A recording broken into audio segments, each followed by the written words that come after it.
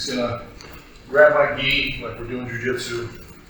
Yeah, so we're in here, right? I'm gonna get some tension on that, okay? So I'm gonna back away, get a good base. Back away just a little bit to get some tension on that. And then I'm gonna pummel elbow first to get into my body lock position, okay? So he's grabbing, creating a little tension, elbow first, change levels, get into my body lock position. We're gonna do the same takedown from here in a second, but for now, I wanna make sure your ear is against the chest, not under the arm, against the chest. My levels change a little bit, my hips are in a little bit. And when I grab, I'm bringing my elbows to my hip to bring these hips into me. And I want the body lock low on the end of the spine or high.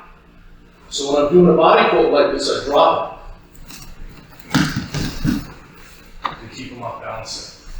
Okay? So again, he grabs. I want to get past this so I can wrestle. So I'm going to use my elbow and get in. Okay? Go ahead. They call it a body fold takedown because you don't really need to trip or anything, right? So when I'm in here, if I get my hands low and I bring him in and I just lean with my head, I can get the takedown. But what I will do with my feet, I'm never going to trip because then I'm on one foot, he's on two, and the good wrestlers will throw you.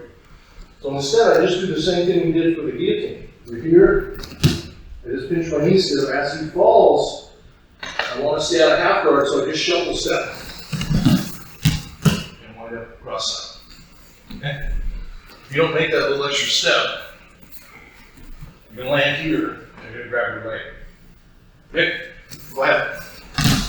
Basically in a position kind of like this, and depending on what kind of opponent I have, one of the first most likely things is to guard. If he's a jiu-jitsu guy, as he's following, he's getting ready to throw guard on him, right?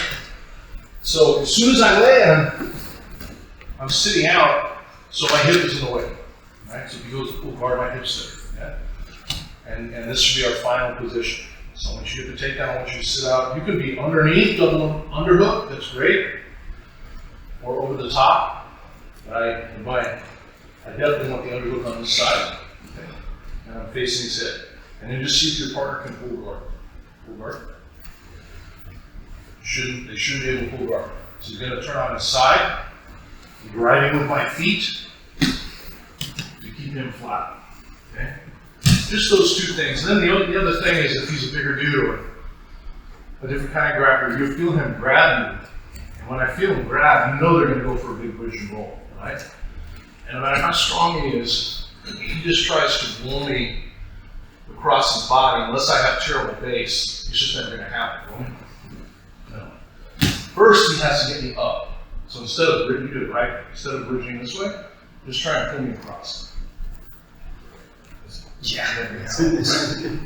So what I have to be wary of is him bringing my weight over his head. Okay. So when I feel the guy grab me, I'm like, oh, he's gonna go for a bridge, you know? That's what this one's for. Okay. And this closes to 12 o'clock. So if he's driving, this foot flattens him. If he's bridging, this foot posts, right? And then that's what lets me maintain my base. Because as soon as you start to hit the ground, he's going to be scrambling to pull guard. So you've got to settle into your spot. Okay? So let's try that. Do the takedown, hip switch, let your partner try and pull guard, let your partner try and bridge and roll you. Make sure you're comfortable, and then we'll start to work from there. Okay, go ahead. Push on my head and I go this side, it makes it easier for him to roll me. I push on my head, I go here again. And now roll.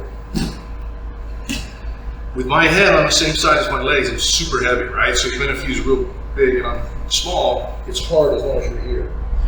What I don't want to have happen is have him push on my face and throw his leg over. That's the other thing I'll do, right?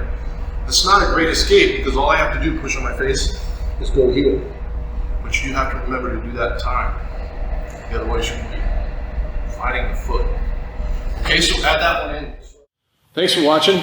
Make sure you subscribe, hit the bell for frequent updates because we're updating this every week. And make sure you comment and like and share our videos. We appreciate it, and we definitely try and respond to all the comments. And if you like what we're doing and you like the material, check out SBG University, SBGU, and you're going to see a ton more in much greater depth than what you see here on YouTube. Thank you very much.